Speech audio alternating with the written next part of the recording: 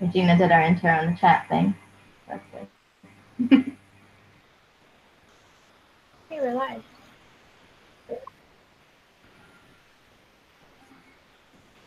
Hello, everybody, and welcome to the 6th Google Hangout session of the 5th fall edition of the Pixel Project's Read for Pixels campaign. My name is Anusha Kandasivam. I'm your moderator for this session. Through Read for Pixels, the Pixel Project is collaborating with 15 award-winning and best-selling authors to raise awareness about violence against women and to raise funds for the Pixel Project to keep our efforts to end violence against women alive and kicking.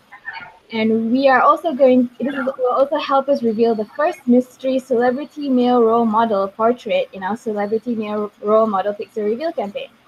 Now, I'll be telling you a bit more about the Pixel Project, the Read for Pixels fundraiser a little later. We have so much exclusive author goodies. But meanwhile, if you want to find out about Pixel Project, please go to www.thepixelproject.net. So for today's session, we have an amazing guest. We'll be having a live discussion and a Q&A session with Sarah Beth Durst. She is the award-winning author of 16 fantasy books for kids, teens, and adults, including the Stone Girl story, Drink, Slay, Love, the Queens of Renthia series, which is amazing. She's won an ALA Alex Award and a Mythopoeic Fantasy Award, and she's been a finalist for SFWA's Andre Norton Award 3 times. Sarah Beth has also donated a special treat to our stash of author goodies that we have set up as perks for donors on our Read for Pixels Rally Up page. So she has donated a complete first edition hardcover set of the Queens of Renthia trilogy. I'm going to put Sarah Beth on the screen just for a little while because she has the books with her and she's going to show you what they are. So the first one is The Queen of Blood. And there it is. That's a hardcover. That's a really cool cover. And then there's The Reluctant Queen. That's nice. And then there's The Queen of Sorrow. Yay!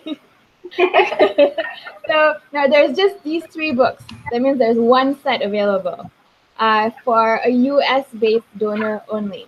So if you live in the United States, you're a big fan of female-friendly fantasy and of Sarah Beth Durst, please donate now to get it before somebody else does. Only one bundle. Okay, so we are all funds that you donate go towards the Pixel Project Celebrity Male Role Model Pixel Reveal campaign to end violence against women. So please do give generously. We are currently at $2,965. So if you donate to get Sarah Beth Durst bundle, then it will tip us over to $3,000. And our goal this time is to reach $5,000. So please do help us get there. Okay, so I will be telling you how you can get your hands on it a bit later. I will share a link and everything. And our Google chat box moderator, Regina, will also share a link in the chat box. So Sarah Beth Durst is going to do a little reading, and then we will be followed by a Q&A session, and we'll have a little discussion. You can participate by asking your questions, type them into the chat box, which you will see on the right-hand side of your screen. You're watching this on YouTube. And our chat box moderator, Regina, is going to relay the questions to us, and I will read them out to Sarah Beth, who will gladly answer them. And okay, so now for the reading. And Sarah, I understand you're going to read from 3 books. Yes, that's absolutely right. So this is going to be like when you go into an ice cream store and you can't decide what flavor you want. So I'm going to give you a taste test of 3 upcoming books. I write fantasy for kids, teens, and adults. And so I'm going to start with my upcoming novel for adults, which is called The Deepest Blue. And I got to show you the cover because it is beautiful. Oh, that's cool. See that? Yeah. It's really beautiful. It's got the 3 sea monsters that figure into it right there in the medallion. And I'm going to do 5 minutes from each of the books, starting with The Deepest Blue. Oh, and I literally just got yesterday the page proofs, and this is what the title page is going to look like, which I think is awesome. So I printed it out. Okay. Chapter 1. Death is blue. Black blue churned by storms, green blue stained by kelp, pale blue bleached by sun, the turquoise blue of the sea's shallows and the deepest blue of its depths. On the dawn of her wedding day, Mayara knotted her diving belt around her waist and climbed the skull of a long-dead sea monster. At the top, she straddled the eye socket and looked down. Below, far below, the ancient skull was cracked, and within the fissure was a deep pool of water so still that it looked like glass. She imagined it would shatter when she dived into it. Breathe, she told herself. Just breathe. She'd never done this dive before. It was known to be one of the trickiest on all the islands of Baleen, but today was special. Today, I married my best friend. It's the perfect day to defy death. Or, as she used to say when her sister ran off to try a new dive, to dramatically meet it. She eyed the barnacle-encrusted rocks far below on the edges of the fissure. So easy to die, impaled in the rocks, neck broken, body sliced. So hard to live. One opening, just a little wider than a vertical human body. You had to hit it just right, perfectly straight, arms in front of you, pressed against your ears. I can do it, she thought. I will do it. She told no one where she was going, especially Kilo, though she knew he'd guess. He knew her better than anyone. At dawn, she slipped out her window and run down the winding path. The seagulls were already awake, cawing over the fish in the shallows. A few clam diggers were on the beach, bent over their shovels, and the grandmothers, the eldest villagers, were already at the end of the rock jetties with their favorite fishing rods. None of them had paid any attention to Mayara. They were used to her sprinting out of the village at odd hours, clutching her diving belt with its assortment of knives and pouches whenever the urge to dive struck her.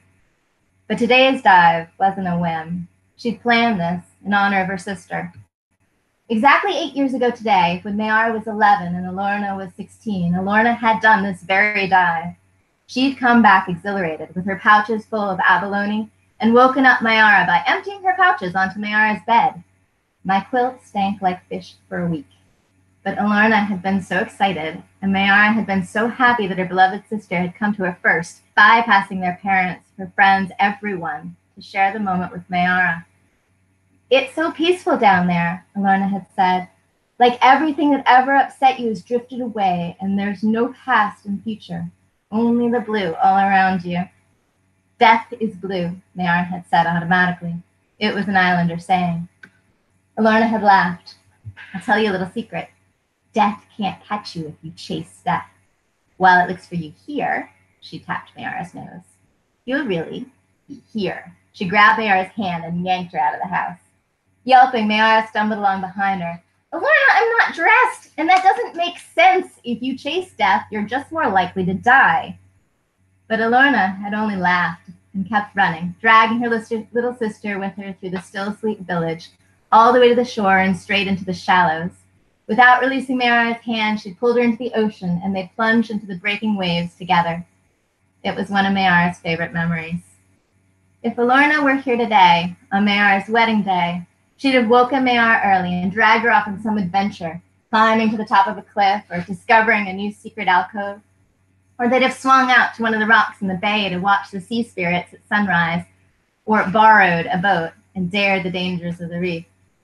But Alorna wasn't here, and so I'll die. I have to live enough for both of us now. Mayara breathed deeply, then exhaled, pushing all the air out of her lungs.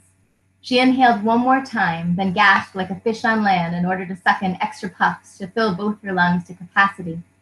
When her lungs were so stuffed she felt as if they would burst, she leaped up and out, bent in half, then kicked her legs behind her. Straight as an arrow, she sliced through the air. She felt the wind in her face, heard its shriek, and saw the sliver of blue straight below her. Arms straight over her head, she pressed her palms together as if in prayer, and then she pierced the water. So that's how the deepest blue starts, and that's Mayara. So next, I'm going to bring up the cover for this one.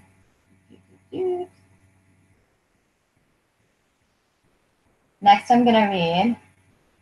So Deepest Blue is coming out from Harper Voyager in May. And next, I'm going to read from Fire and Heist, the cover for that. That's coming out this December from Crown, which is Penguin Young Readers Group. So that's Random House. Thank you. Fire and Heist. Fire and Heist. Okay, yes. cool. So, okay. Different mood. Chapter 1. Gold. Symbol AU.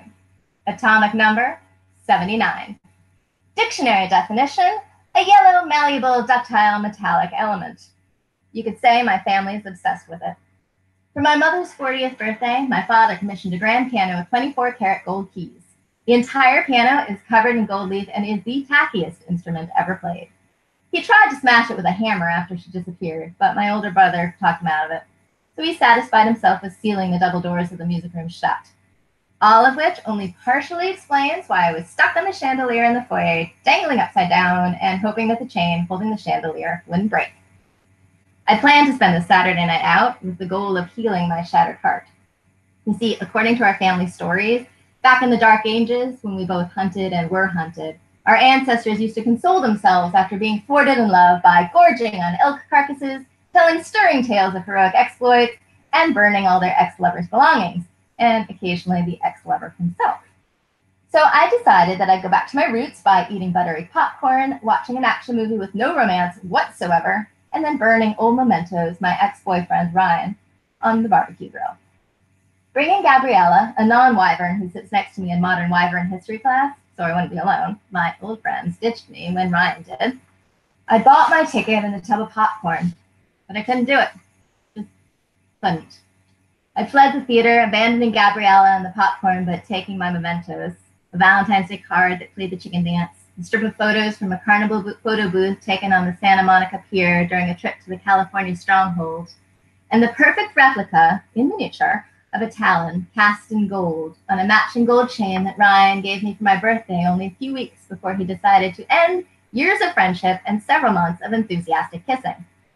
I wore the necklace home, tucked under my shirt, over my stupidly sentimental heart.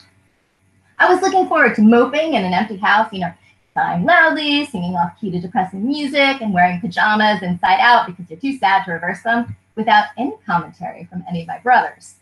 All of them have zero tolerance for a proper sulk, and they're impossible to avoid, even though our house is enormous, with 6 bedrooms and 8 bathrooms. Don't ask me why so many bathrooms. My brother Liam, one of the twins, claims one of our grandfathers was enamored with the idea of indoor plumbing. Apparently they didn't have it back home, and he was a recent exile. Liam said our illustrious grandfather had even purchased gold bathroom fixtures, then immediately panicked about thieves and hid them. So underneath the floorboards in one of the 6 bedrooms, there's supposedly a stash of solid gold toilet candles. I looked for them one summer, but no luck. It's possible Liam was lying. He likes to mess with me. Anyway, I came home, let myself in, kicked off my shoes, reset the locks and perimeter alarms, then raided the refrigerator for leftover Chinese food. Taking a container of lo mein, I was walking up the back staircase to my bedroom when I heard a faint tinkling of breaking glass from the front of the house. Mid-step, I froze. I ran through the possibilities. Someone dropped a glass. Impossible, since no one was home. A knick-knack was precariously perched and fell on its own. Possible, we have a lot of knick-knacks. Or a thief was breaking in. Unlikely, since the alarms hadn't sounded. I was certain it was the middle option, but we've been raised to be paranoid. So I clutched my lo mein and raced the rest of the way upstairs to the security room. My feet were silent on the plush carpet. Stopping in front of the door, I pressed my finger on the ID pad. Didn't unlock. Tried another finger. Still, no click of recognition. Beginning to worry, I tried the doorknob and the door swung easily open. Inside, all the security TVs showed static. The lo mein slipped from my fingers, hit the floor, and the noodles scattered across the carpet. Lunging forward, I slapped the master alarm. Silence. No red light, no sirens. I picked up the phone, also silence, and there weren't any cell phones in the house. We don't use them. They're too easy to hack and track. I knew exactly what I was supposed to do. Get to the safe room, triple lock the door, and stay there until Dad came home and I heard the all clear. We drilled this dozens of times. Over the years, my brothers and I had stashed all our favorite snacks and games in the safe room to entertain us during the longer drills. But this wasn't a drill, and my brothers weren't home. So I did something stupid. Standing in the security room, noodles around my feet, static on the screens, I lost my temper. My name is Sky Hawkins. You may have seen my family name in the newspapers or on TV. Wyverns, distantly related to King Atalupa, who saved the Inca Empire. Sir Francis Drake, a pirate who was knighted by the Queen of England, and that guy who started the California gold rush and also the guy who stopped it. Billionaires who lost half their fortune in an investment scam, socialites whose mother went missing in the midst of that scandal, and me, the youngest, the debutante, whose boyfriend publicly dumped her in the wake of the mess during the last Wyvern reckoning. It's been a rotten month, and I did not want to add estate robbed to the list of things that went wrong.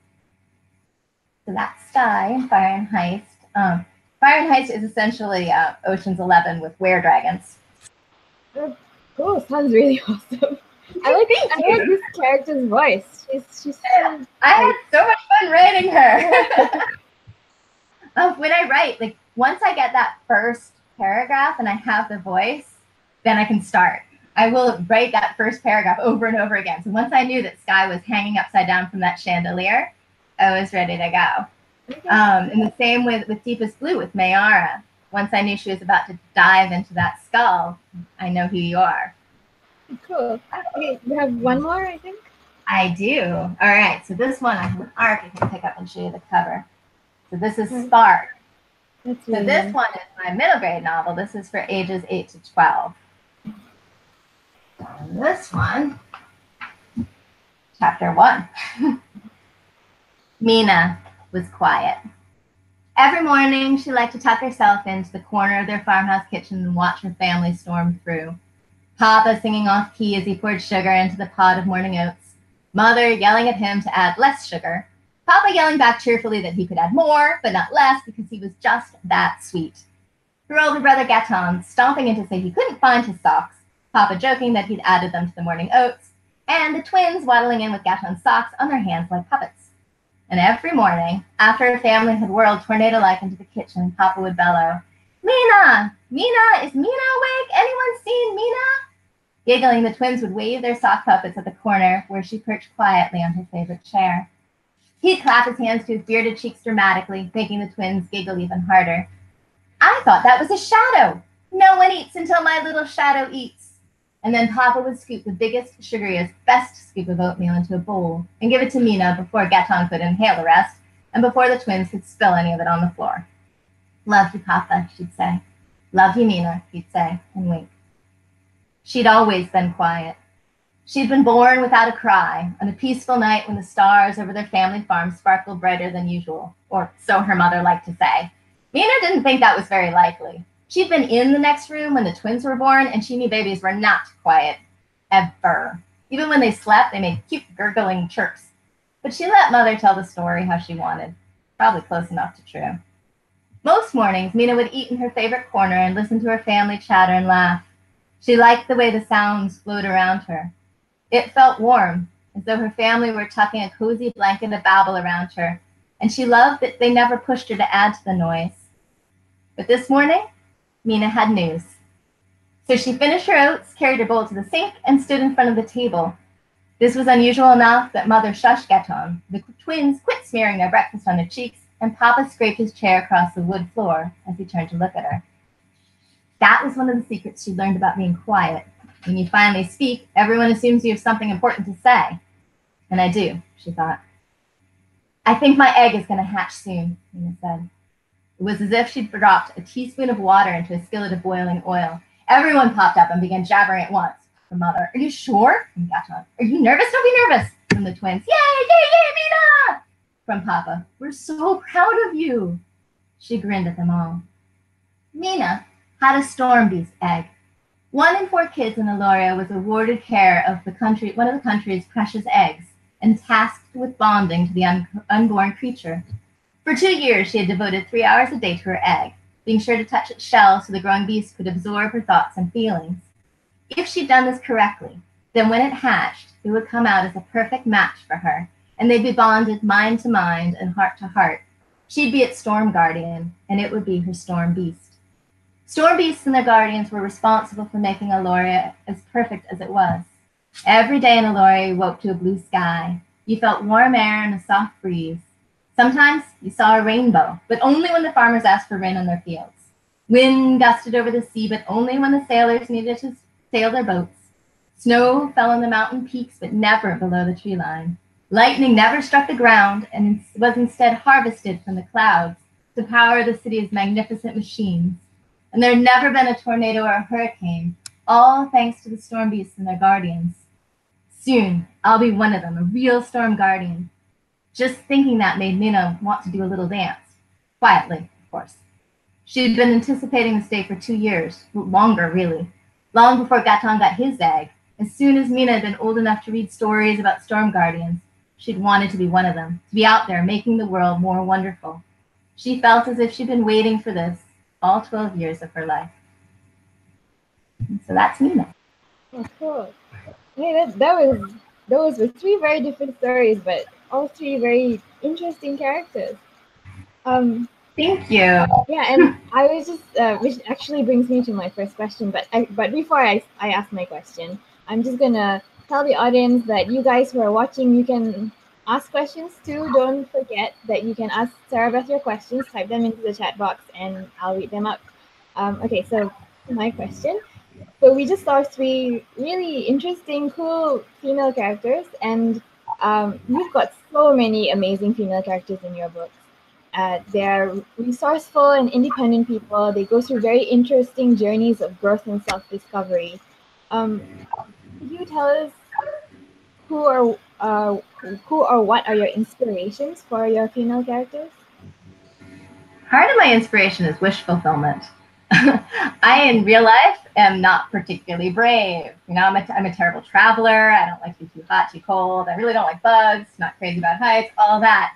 But through writing, I get to create these brave girls and women that do these things that would kill me off in like 5 minutes because I have like no survival instincts whatsoever.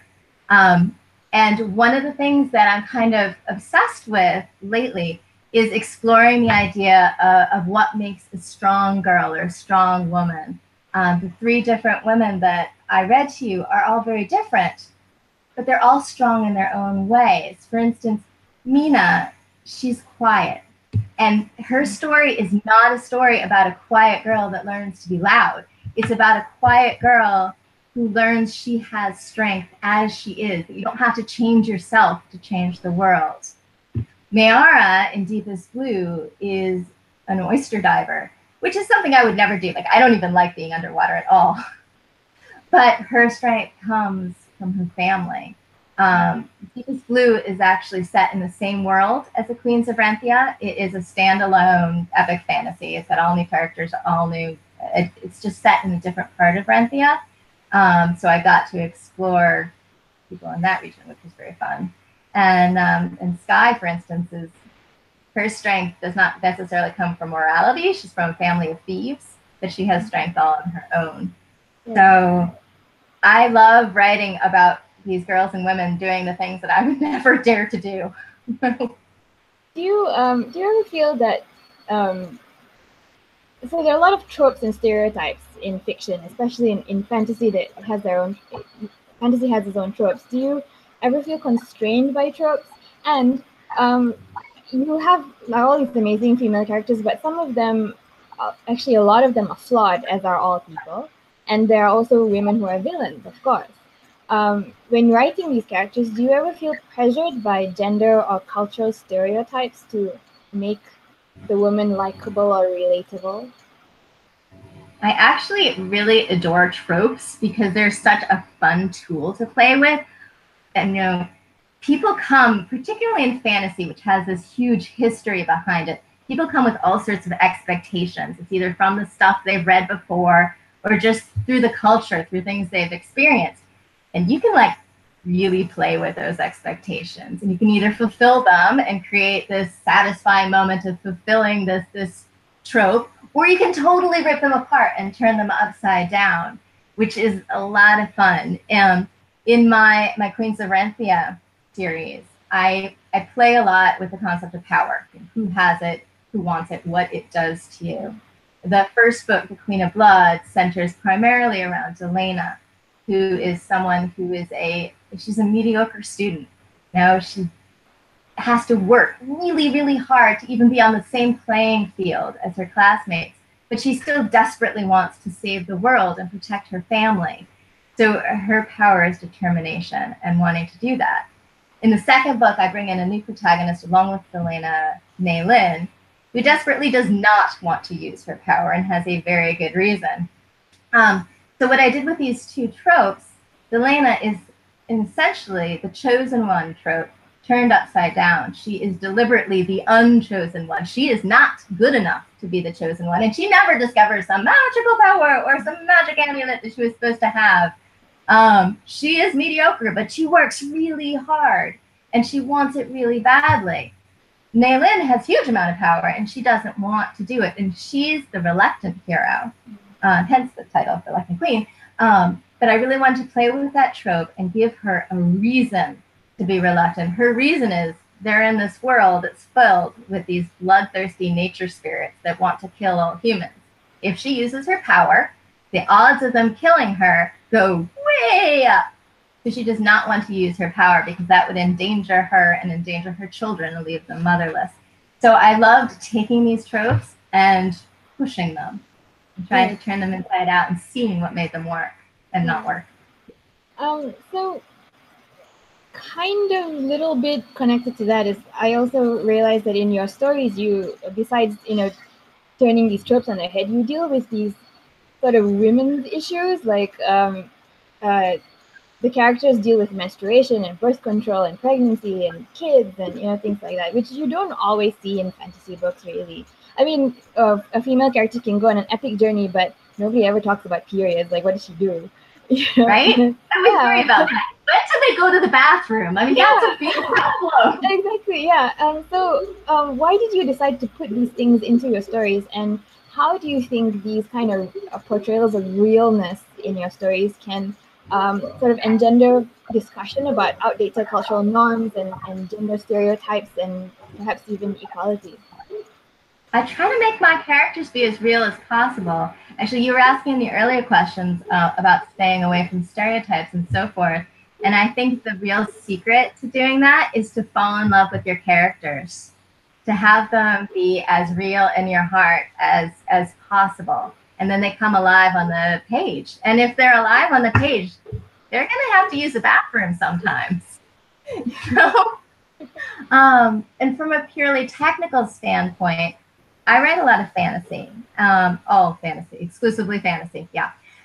And to cast the spell you need to cast with fantasy, you need people to come with you into that world. And I believe that you can buy a certain amount of impossible by grounding it in a certain amount of real. So the more real details you have, the more real your characters are, the more honest they are, then the more wild, crazy, impossible stuff you get to do. So that's why I put those details in, both to bring them to life and to make the magic real, and also to take the reader on a journey someplace they feel they could see themselves in. I think fantasy is all about taking somebody out of their world and bringing them on this adventure and then bringing them back safely and hopefully maybe a little changed. And I think by making this person that you're traveling with as real as possible, it makes the magic work. Yeah, cool. That makes sense. All right, so now some of your female characters, for example, some of the main characters in the Queens of Renthia series, they have mentors and teachers who are men. But their decisions about who to be, what to do, are always their own. They always have agency. Was it a conscious choice to write these female characters in their journeys like this? And can you tell us if it was an easy or difficult process? Yeah, it absolutely was, actually. When you're world building, and oh my goodness, I love world building. If you ever get a chance to create a world, highly recommend it. Even if you don't end up writing a story off of it, so much fun. So the way I do it is to ask myself some questions early on, because the world is based on how you answer them. So I'll ask one question and I'll make a decision. And then I'll chase it through and see how it cascades through the society, through the culture, through the history, through the mythology, through how plumbing functions, how transportation, the economy. So one of the questions that I had to answer, one of the decisions I made very early on, was how to handle the gender dynamics in Renthia, the world of the Queens of Renthia. And what I decided was I wanted men and women in this world to be equal. And then I chased that through what the ramifications would be in a society. And some of that ramifications, like you say, are the roles in the society. Who has the power? Which is they both have positions of power. No one questions it in this world. But I also chased it to little things. The characters, for instance, don't apologize as much as people in our society, as women in our society do. Because they are secure in who they are. There isn't that culture of apologizing for taking up space. Other little things, like I really wanted my queens to wear enormous dresses because I really like writing about the swoosh of enormous dresses. But I couldn't have them wearing dresses as a negative thing. It didn't come out of this place of unequal gender. So I have them wearing dresses because it is a symbol of their power. They're in this dangerous world with bloodthirsty nature spirits. The queens show that they are more powerful because they're in dresses. They're saying, I don't have to run away. I am that strong. So making that one decision trickles down into all sorts of things that affect the world. Speaking of power, in Queens of Renthia, magic is distinctly gendered, as you said. Now, why did you decide to create this world where the women have all this power to keep the world safe? Because it sounded awesome. To be completely honest. I mean, that honestly, that's how I decide what book to write next, what decision to make about the plot. I asked myself, okay, what would be the most awesome thing I could imagine right now? And I just decided, I remember when I sat down to brainstorm Queens of Renthia, I was initially thinking, I don't want to do a princess book, but how about queens? Okay, queens! And then I just did, it was honestly as simple as that of, gee, that sounds awesome, let's run with it and see where it goes. So the setup, and for those of you listening that haven't read the books, is that in this world, they're bloodthirsty nature spirits, and only the women have the power to control them, and that the strongest of them becomes queen and has the power to control all of the spirits in their realm. And there are a whole lot of heirs that are designated by how much power they have. It's not hereditary. It's just whoever is strongest gets to make sure everybody doesn't get killed. So, yeah. Okay. So now, why do you think it's important to have these female characters who are like this, who have ambition, who take their power and use it, they work really hard, they grow because of their power, and basically they're the most powerful, and they can do all this without being called bossy or pushy or domineering? Why is this important? Yeah, I think it's hugely important. I think I was saying earlier about how I like to explore different ways to be strong. When I was growing up, this sort of, you'd read the back flap of a book and in fantasy, and it would say that it has a strong character. And typically that would mean that it was a character that had traits that are commonly associated with being male. They would be the hard fighting, hard drinking, hard swearing, which, by the way, I love that character, so don't get me wrong. But I also think it's important to show different ways of being strong, because that's what books do. They show that dragons exist and you can defeat them. You don't have to become something you're not. You can defeat them as you are. You are strong the way you are, which is why I love writing about these different characters who are strong the way they are. Okay. How do you think that this exploring these kind of themes in books and fiction can sort of help people to understand that violence against women is wrong, or how to stop violence against women? I think books in general, just as a broad category of things, serve to increase empathy, because you're being asked to walk in somebody else's shoes automatically. So if you're being asked to walk in women's shoes, and these are not the shoes you normally walk in, you get to see that women are human too, just like you. They're the stars of their story. They have thoughts, they have feelings. You get to see the world through someone else's eyes, and that can make somebody more empathetic, and I think that's hugely important. So I think pretty much all books in general do that. They bring you into other worlds. They let you look out of somebody else's eyes, and they can expand your soul. So, yes. Isn't it weird how lots of authors kind of forget that women are also people and have feelings? Yes, yes. You see that with kids too, when people write kids. I think it's when an author comes to a book and it's like, oh, I'm going to write a woman character, or I'm going to write a child, or I'm going to write a something, rather than thinking of them as a person, rather than falling in love with them and getting to know what that human core inside them is.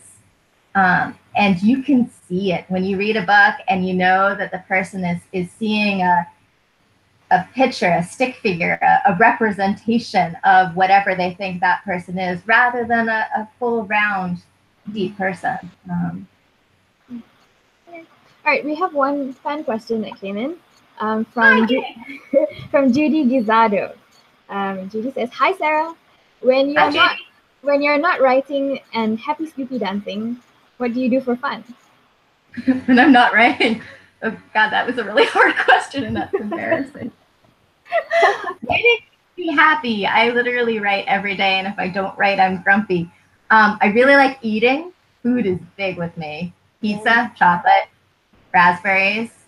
I just recently discovered this really awesome raspberry jam that I'm extremely excited about. What else do I do?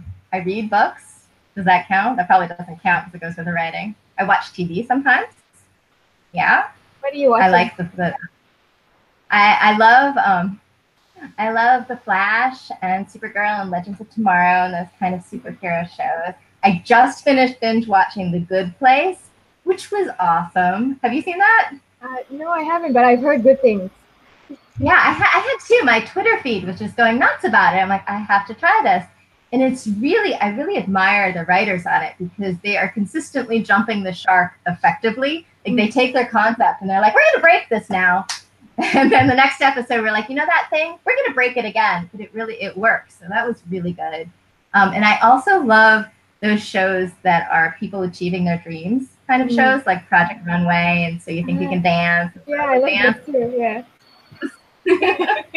This make you feel good. Yeah, they make me feel good. And I guess the other thing I've been doing for fun lately is I've gotten kind of obsessed with Zelda Breath of the Wild. Oh, okay. It's awesome. I'm terrible at fighting the bad guys, but I love gathering all the little things in the world. I like gathering. I'm like the hoarder of video games. I'm like, I'll take that mushroom and that apple, and I'll learn to ride that horse. Anyway, I like it because of the world building too. Yeah, yeah. Pretty much I'm all about stories though. Stories and food. Those are my things. That I think you are living the best life. That's great. Yeah. Okay, so getting back to the question, little bit more serious. Oh wait, maybe I'll go, since we're talking about this kind of stuff, I'll go to Judy's next question. Judy's follow-up question is, what does a typical writing day look like for you? Now, when I first started out, I used to have a much more rigid schedule because it's so easy to let life interfere with writing. There's always something that needs to get done, something that needs to be taken care of. And I discovered that would leave me deeply unhappy. So I started writing every single day. And I found if you write every single day, and this, like all writing advice, does not work for everybody, but it works for me. If I write every day, it keeps my momentum going, it keeps me happy. And it becomes a habit, like brushing your teeth. It's something you do, and it doesn't become this big thing like I am sitting down to work on my novel. So basically a typical day for me, now I have the best commute in the world. I roll out of bed over there and I walk over here to my desk and sit here. And I write pretty much anytime life is not intervening with things. So I'll write in the morning for a while and go eat things every time I get stuck or whatever. I'll go online, check Twitter a few times, go back to my story. Sometimes I'll go take a walk and I'll think about my story and then I'll come back and write a little bit more. I try to balance my day with writing, family, something that totally needs to get done. And and that sort of thing. But a typical writing day for me involves a fair amount of writing. Right now I'm working on I'm in the first draft stage of my next adult novel. So my pace is one chapter a day. I keep saying to my one chapter a day keeps the doctor away. If I can get through one chapter, then I can feel good about the world. And if I do more, yay, but I still have to do that chapter tomorrow. So I set little goals for myself. I try to make them manageable. And I try to write as much as I can. It works for you. All right, so let's get back to a bit more serious stuff. Okay, so my next question is about your stories, of course. What I find really interesting about your stories is there's this refreshing, open-minded attitude to sex and sexuality among the characters, among the young women characters. They're always in control of their own bodies. Nothing in society tells them that being a sexual person is taboo or wrong or shocking.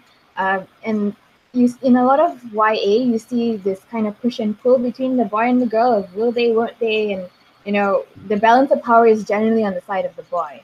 But we don't see this in your stories. The young women especially do what they want, but always with consent on both sides. Was incorporating this theme a conscious decision on your part? Yeah, it was. In a lot of ways with Renthia, I created what I consider to be a utopia. And that's part of it, except for like the monsters trying to kill you all the time. But if you ignore that little piece of it, the constant threat of death, I try to make it very much like a utopia. And part of that is consent is important. People having power over their own actions, over their own choices.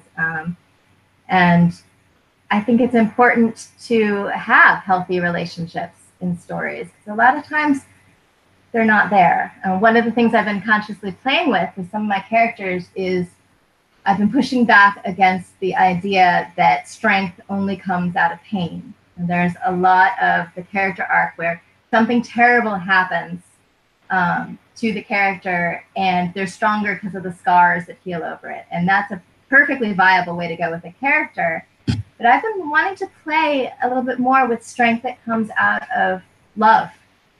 Having a healthy relationship, having parents that love you and support you, and how far can you go if you're standing on that base of love? And I think in some ways you also have a lot to lose because you're coming from all these people you want to protect. So it's been a lot of fun and interesting to kind of play with those ideas. So yeah, it really has been a conscious choice. I think when you're world building, when you're creating a story, when you're creating characters, there are a lot of unconscious choices you end up making. And your own biases and your own experience definitely filters in. Your own worldview will color everything you write. But as many conscious choices as you can put in there, I think the stronger your story will be for it. Because then you'll have thought through the ramifications. You can discover interesting things in the plots and the characters that you wouldn't have found otherwise. You can explore themes a deeper, larger way because you have given that thought in the building of it. Yeah. Okay. Now, the line between consent and coercion is often not very clear in fantasy, whether it's epic fantasy or urban fantasy or paranormal romance. Now, you have a book, Ice, where the words yes and no have great significance throughout the plot of the story. Consent is a very strong theme there. One significant incident is when the male protagonist requests sex from the heroine and she clearly says no. And then, a bit of a spoiler here, he does mess with something later and, and she becomes pregnant and, there's a lot of issues of consent. Why did you write this kind of story and what do you want your readers, especially the young men and women, to take away from it? Yeah, this story, Ice, is basically a modern retelling of Beauty and the Beast. It's a Norwegian folktale east of the sun and west of the moon, where he's a talking polar bear, essentially, and she's an Arctic research scientist. And I have always loved this Beauty and the Beast tale. It's one of the ones where I feel like they become friends and fall in love for real, rather than just be like, oh, I was in a coma the whole story and now I love you. They actually develop a relationship. So I've always loved that about it. But it's also got this problematic bit where he takes her away from home against her consent. And how do you forgive that? Is that something you can forgive? And how do you work through that? And how does he work towards being better? So I do, yeah, I do play with that story a lot. And there's one character, I think probably one of my, I hesitate to say my favorite villain because I think he's really, really evil, but there's one character that I think is a villain that I find the scariest, because he is absolutely convinced that he is right, that he knows what is best, no matter what, for this young woman protagonist. And I find him the scariest villain because I think he's the closest to real. So I did want to show that, and I did want to show that there is a way to overcome it and grow. And also, I really, really love polar bears. Yeah, cool. Do you think that consent is an issue that writers in fantasy and any other genre are tackling well, or do you think it's still an issue that hasn't fully been addressed yet? I think it's one that's worth addressing kind of over and over again, and different people are going to address it in other ways. It is absolutely still a problem in our culture, and I don't think we can stop talking about it.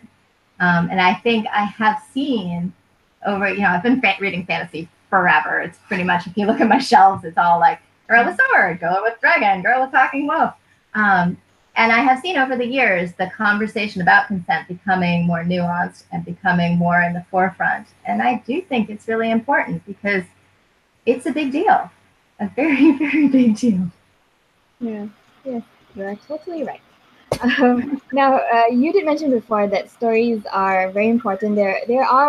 Stories are one of the most powerful ways of bringing about change. In your opinion, how can authors strike a balance in their storytelling between raising awareness about violence against women and telling an engaging story without being preachy or pedantic?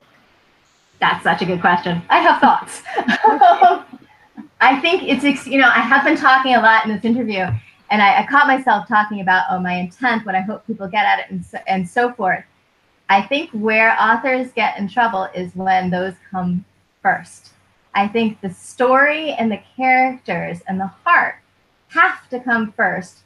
Otherwise, it won't work. I think the only way, if you have something you really believe in and you want to change the heart of someone else, you can't just say, you should be a good person. You have to use the story and let it seep in under it.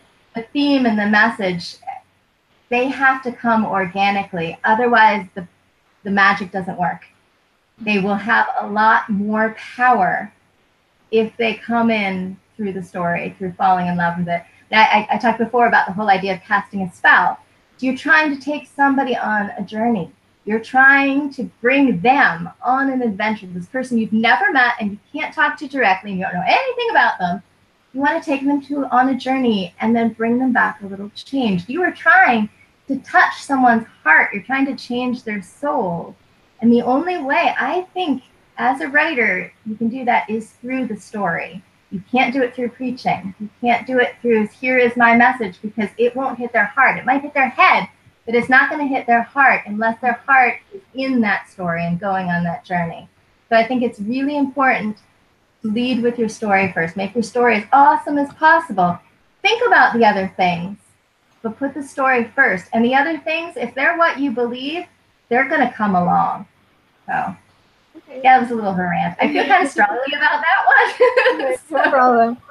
Do you think it's important for influential authors, such as yourself, who are read all over the world, to actually make a conscious effort to include characters or storylines that show the readers of the importance of respecting women as equals? I do, because it's something I believe very strongly in. So it's absolutely in there. I think authors, they should reflect what they believe. I don't want to impose what my beliefs are to somebody else. I think respecting other people is kind of an obvious baseline, be a good human kind of thing to do. So I personally think everyone should push that agenda. But from my point of view, I think it's important, and I would want to include it. when things are unequal, when there is violence against women, when there are people living in fear, the world loses so much. I mean, that individual loses, no question, but the world loses. I mean, think of all the art that could have been made, the things that could have been invented, the problems that could have been solved, the beauty and joy and wonderful things that could be added to the world. All of that was lost when people are forced to live in fear, when people have to make themselves small and crush their dreams and crush their future just to survive. Or when women, if they don't survive at all, so much has been lost for the world. So I got off on a tangent and forget where you started that question. The question was, do you think it's important for authors to include these storylines that show people respecting women? I think if they want me to read their books as a reader, yes. Yeah. So, yeah, but I'm not going to tell another author you have to include this thing. It's just I will like the book more if it has that in it. Yeah, I get what you mean. And it's interesting what you said about, where the world is losing all this contribution to art and that kind of thing. But if you're a bit of if you're not so sentimental and you don't really care about those things, it's been proven that women can contribute so much more economically to society and to the country, and stopping basically half your population from doing that is ruining your chances of economic development. So yeah, there's that. Anyway, let's talk about geek culture. So geek culture in general, which includes, of course, science fiction and fantasy, has had its share of critics saying that it's still too male-dominated, despite there being a rising number of prominent, well-respected, well-known female authors such as yourself. And there's still plenty of hostile, misogynist, and sexist behavior by male geeks towards female geeks. What do you think needs to be done to make geek culture as a whole, whether it's comics or gaming or books or conventions, more welcoming for women and girls? I wish I had the answer to that. I would spread it around. I do think raising awareness is important. What you guys are doing is important. People having those conversations, people sharing their stories when they feel comfortable doing so. And if they don't, not being forced to share their stories. I think that's also important. I think gaining that empathy, hearing the voices, I wish I had the perfect answer, but it is a problem, and I'm happy to see people discussing it. From my point of view, I've always been here. The women and girls loving this stuff, we've been here. When I was growing up, I was reading Tamara Pierce and Patricia C. Wheaty and Diana Wynne Jones and Diane Duane and Anne McCaffrey and Robin McKinley. We've been here. We're here. So it's really odd that people like these people in power don't think that women want to read this kind of stories. Women don't watch these kind of movies. It's so strange. That's crazy. It's literally all I read. I don't understand where this comes from, and you guys are losing a huge audience by not giving us what we want. Great. It's just not nonsensical. So I feel, and I admit I am the eternal optimist. I am always the silver lining girl. But it feels like things are getting better, and I very much hope that's true. Like the new Star Wars movies. I know they've had their share of problems and haters, but how powerful was it to see Rey with that lightsaber? I cried. And Wonder Woman, the foxhole scene, I sobbed. Just seeing that. Well, okay, the only thing I've ever wanted to be in my life before I wanted to be a writer was Wonder Woman. So seeing her climb out of that foxhole and coming to life so perfectly and so majestically and awesomely, it's huge. So I do think that there is improvement. When I was a kid, I didn't have Wonder Woman striding out of the foxhole, and now we do. Kids today, they have Rey holding that lightsaber. They have these images in the culture, and I think that's got to help. It has to. So do you think it's important to have these kind of characters not just in novels and fiction, novels like you write, but in pop culture as a whole, in TV and in movies and games? Yeah, Yeah. absolutely. I absolutely do. First off, it expands the empathy of seeing through people's minds. Another, it adds so many stories. It adds to the awesomeness that is this geek world because it adds more. I think the same is true with own voices and adding stories from other cultures. It gives us more awesomeness. What is not to love about that? Yeah, like the Dora Milaje in Black Panther, they were so cool. Black Panther was awesome. Yeah. It's on Netflix. I totally am going to watch it many, many times. Yeah, it's just, there's so much good stuff out there, and I see it increasing.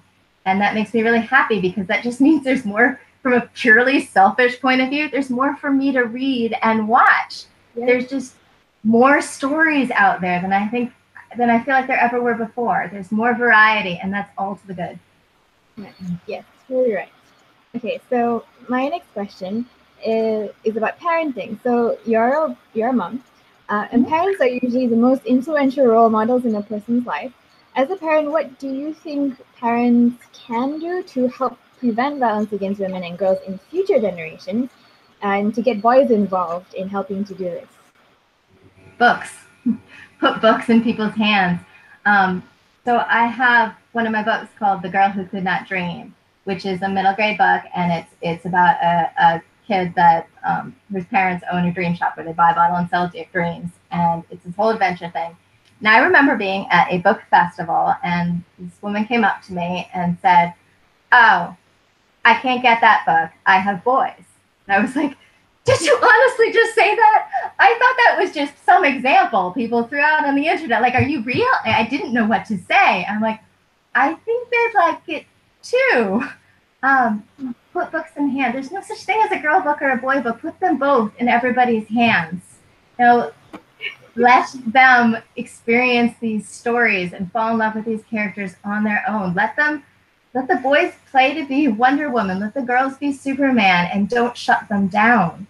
Let them be whoever they want to be. And I think that these stories will help. And along with that is modeling that behavior yourself, of being open to it, fighting back against your own preconceptions and the things that you can't help but think. Maybe you can help but think. Question yourself. And everybody's going to screw up. Everybody's going to make mistakes and say things that they're like, "Why, I wish I didn't think to say that." But you just got to try your best. And that's really all you can do. Okay.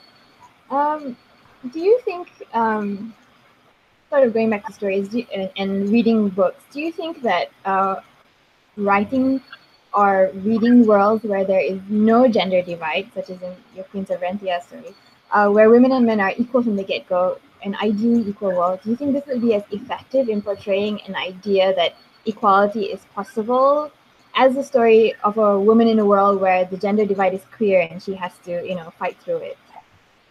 I think they're both important to have. And I've read and loved both stories. One of my all-time favorite books is Alana by Tamara Pierce, which is about a girl who disguises herself as a boy to become the first knight in her realm. And this was a formative novel for me. I read it when I was 10 years old, which is when I decided that perhaps I would not be Wonder Woman and I would be a writer instead. But I didn't know any writers. I'd never met anyone. I just assumed that writers were like mythical or dead. And I remember closing that book and thinking to myself, if Alana can become a knight, I can become a writer. So I think those stories of overcoming obstacles are extremely important. And I think the stories of showing the utopia of where you want to get to and what it can be, what possibilities are out there, are also important. I think you need both. Yeah. One of the reasons violence against women exists is, of course, gender equality. Do you think there will ever be a time in this world where there's complete equality between the genders, and so there won't be violence against a person just because she's a woman? That would be awesome. I think we're all ways away from that, sadly. but I don't think it's impossible. Look how much the world has changed in a few decades. Every once in a while you get slapped in the face with, oh yeah, some bits of it haven't exactly changed. Not everyone has changed. But I like to think that the world is moving in the right direction, slowly, with large steps backwards sometimes. But in general, I hope that we're moving in the right direction. Okay. I can tell you're an optimist, Sarah. I'm a bit of an optimist. I kind of think in a way you almost have to be a writer. I mean, actually, that's not entirely true because I've met some pretty pessimistic, grimdark writers in my time. But for me, you have to take this leap of faith that you have a story to tell. So I think it kind of goes. My optimism goes hand in hand with my being a writer, and it also goes hand in hand with my writing fantasy. Because fantasy, when it gets down to it, it's a literature of hope. It's a literature of empowerment, and that's why I love it, and that's why I write it. So, yeah, I'm kind of optimistic. That's a perfect way to be, really. I mean, whatever you want to be, that's fine, right? Yeah. Okay, good. Yes. Yeah. So, okay, looks like we don't have any more questions from the audience, so I'm going to go on to my last question. We've been talking for about an hour now. That went fast. Yeah. Now, you have been so very incredibly supportive of our Read for Pixels campaign on now, anti-violence against women work as a whole. Could you tell us, it's a bit of an obvious question, but could you just tell us, why do you support the cause to end violence against women? And what do you think authors can do to help with the cultural change needed to eradicate violence against women and girls? I think authors can help through telling stories that matter to them, telling stories that bring people into new worlds and expose them to new ways of seeing their own world. So that's how I think writers can help. As to why I think it's important, well, there's the obvious reason. Violence against women is bad, and really it's not good to be an evil person. And then there's that bigger reason of it hurts the entire world. It hurts the world's economy, like you said. It hurts the world's art. It hurts the world's science. By making people live in fear, by exposing them to these traumatic events, it ripples out. It doesn't just hurt the individual, which is bad enough, but it hurts their family, it hurts their friends, it hurts the people they've never even met by robbing the world of what they could have been.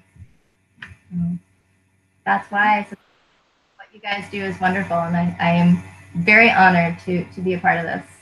Thank you so much for being with us, Sarah.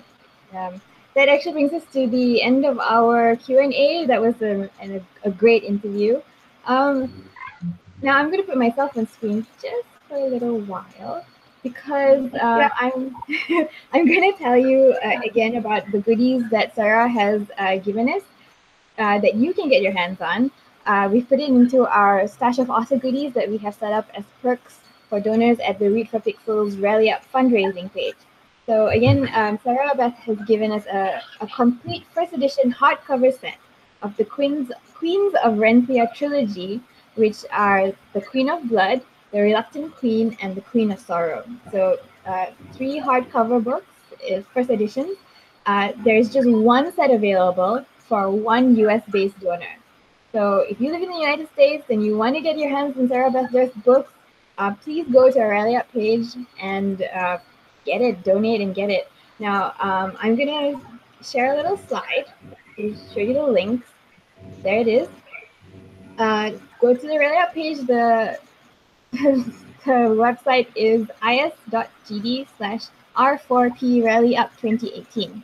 It's case sensitive, so make sure you type it in properly. And our chat box moderator, Regina, is going to be putting the link in the chat box, so you can just click on that. It's easier. And go there. We have a lot more author goodies other than Sarah Beth's books. So we have goodies from authors such as Julie Toneda, Kelly Link, Aliette de Bodard, Brandon Sanderson, Adrian Tchaikovsky, and we are actually going to be putting up new stuff every week as the campaign gets underway. Again, all funds go towards the Read for Pixels work to help end violence against women. So please do give generously and help us reach our fundraising goal. We just need a little bit more to reach $5,000. If you want to learn more about our upcoming Read for Pixel sessions with the other authors, please do go to is.gd/read4pixels. And if you want to find out more about violence against women, what you can do about it, visit the Pixel Project's website at www.thepixelproject.net. Okay, so yeah, please go and check it out. When you get to the Rally Up page, what you have to do is scroll down to find Sarah Beth Durst's goodie bundle, and you can see all the other author goodies there as well. Okay, so I think that's it from us. All that remains is to say thank you so much, Sarah, for being with us again. We had a great time. And thank you for your questions, everybody. And we're going to say good night, or good morning, or good afternoon, wherever you are in the world. And goodbye. Good night. Thank you.